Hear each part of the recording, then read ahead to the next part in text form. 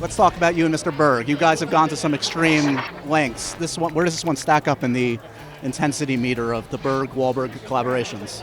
I'd say it's probably the most intense movie that we've made, but it's also the most liberating creative experience that we've had because we didn't have the pressure of telling a true story. With Lone Survivor, Deepwater Horizon, and Patriots Day, I mean, just a daunting task every day, and we welcome that. So with this, we had a little license to be creative and crazy and try things, and we also wanted to accomplish was making. Everybody keeps talking about Bourne or John Wick. I always thought about Tommy Lee Jones and The Fugitive. I wanted a very vocal, unapologetic character who was not afraid to speak. I like the brooding anti-hero, but let's have somebody who's a little vocal. Because originally, this guy was the bad guy in the movie.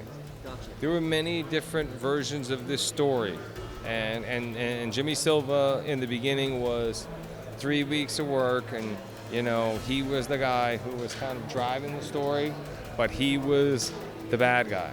And now we said no, let's make the bad guy the great guy. And let's go and have some fun.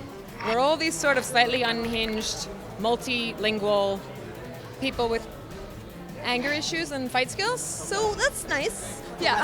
For a happy scenario, right? Yeah. Look, you said it very well because you think of these kind of scale of movies. Let me just clarify. Characters. Right. Yes, yeah. you. Whatever. Really.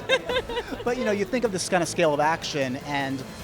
Pete is such a fluid director. Mm-hmm. He's somebody that really wants that spontaneity and that, bring a naturalness to that scale of action. And that's something that very few people even have the ability to do. Yeah, especially with the action, and that's such a good point. Even learning fight sequences and choreographing things, there's always this edge of character that you got to bring to things that made me just forget I was in an action movie. It just felt like another expression of, which I think is what a good action movie is, but I haven't done that many. So this was like, it's very hard to go and do something else as an action movie after experiencing this, because this was very, very real, very visceral.